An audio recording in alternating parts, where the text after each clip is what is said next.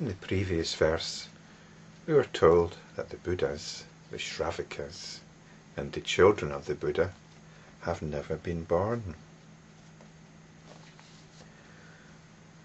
This might seem rather strange, but it's explained in that verse that the mind is removed from what is visible. In other words, the mind of the Buddha is removed from the sphere of the senses, the world of the senses.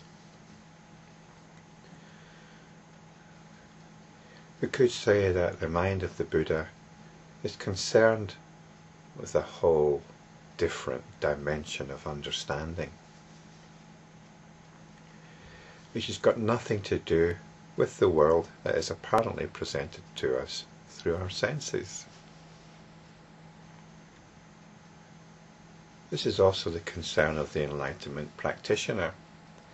The verses leading up to the previous verse were very much concerned with making that clear distinction,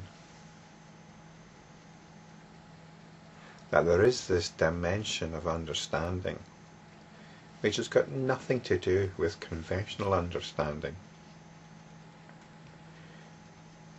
And it's this dimension of understanding that the enlightenment practitioner is bringing into focus and becoming more and more established in.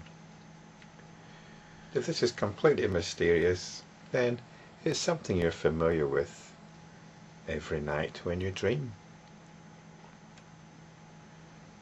There's an apparent world presented to you. There's an apparent individual, you, that is moving around in that world. The things in that world seem to have been around for a while. You interact with them, objects, people, friends, enemies, monsters. And then you wake up. And when you wake up, your perspective on the dimension of understanding you've been experiencing in the dream,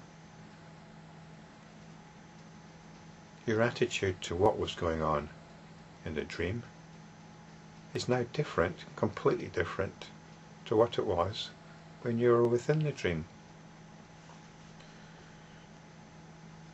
This is awakening. It's awakening to a new dimension of understanding. Nothing within the dream had any independent existence. And this is the understanding of the Buddha, of the enlightenment practitioner, with respect to what is generally regarded as real. We're no longer being taken in by it. And this theme is carried on in the next few verses. Verse 324. Thus the abode in the Tushita heaven, the conception, the birth, the leaving, the worldly life, the revolving of the wheel, the wandering about in all the countries. A Buddha is seen doing all these things, but he is not one born of the womb. So this is a story of the Buddha as it's generally understood, the traditional understanding. The Buddha was in the Tushita heaven before he was born as Prince Gautama. He went through the life of the prince, then he left, and then the first sermon that he gave was regarded as the turning of the wheel of the Dharma. He began teaching in accordance with this new dimension of understanding. And for about 50 years he wandered around, organising his monks and teaching. So all that apparently went on, and in order to properly appreciate it, we shouldn't be getting caught up with the biographical details of the Buddha's life, but with the understanding that he was not one born of the womb, because this understanding has got nothing to do with birth and death.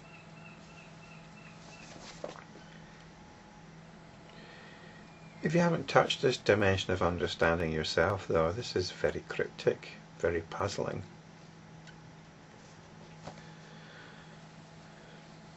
And it's a problem. How can you communicate this? The trouble is it cannot be communicated because communication is very much in the realm of conventional understanding. This is something different. It's something completely outside. And yet some people will have an intuition about this, that there is this thing. But very few people are going to be able to acknowledge it. I'm not sure what can be done about that. The next verse tries to justify a particular course of action. Verse 325.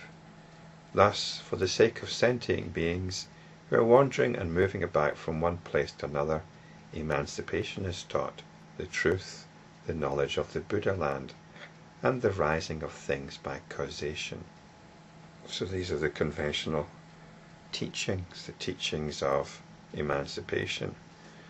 They're taught to those moving about from one place to another. These are the spiritual seekers. The truth, the knowledge of the Buddha land, the rising of things by causation.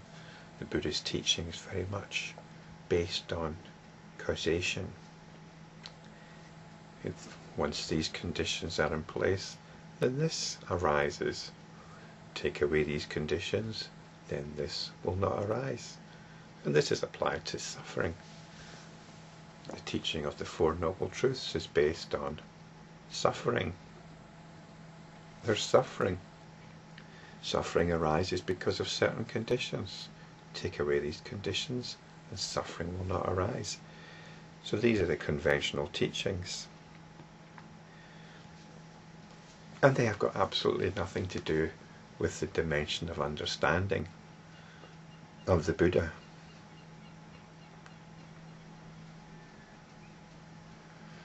So it seems a little bit misleading. The teachings of the Buddha, many of the teachings are not for the enlightenment practitioner. We can broadly say the Mahayana teachings are for the enlightenment practitioner. But the usual teachings, the conventional teachings, we can leave them alone. The conventional Buddhist teachings are very much about lifestyle. And it's important to have a lifestyle which isn't based around or related to survival needs. But I'll be saying more about that in the next video. Verse 326. Worlds, forests, islands, egolessness, philosophers, wanderings, Dhyanas, the vehicles, the Alaya, the attainments, the inconceivable realm of fruition, and this leads on into 327.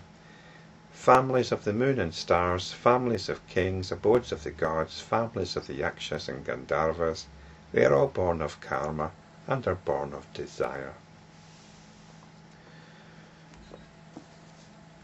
So this is not only the whole world that is born of desire, it's also spiritual teachings.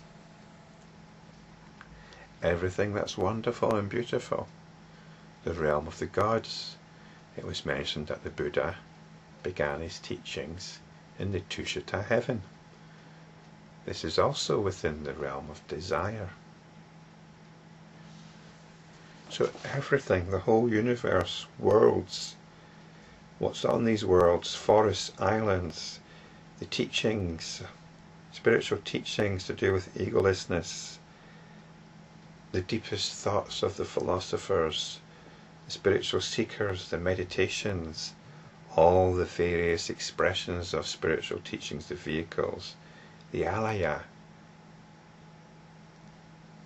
the abode of awareness, the attainments, all the merits that you can accrue,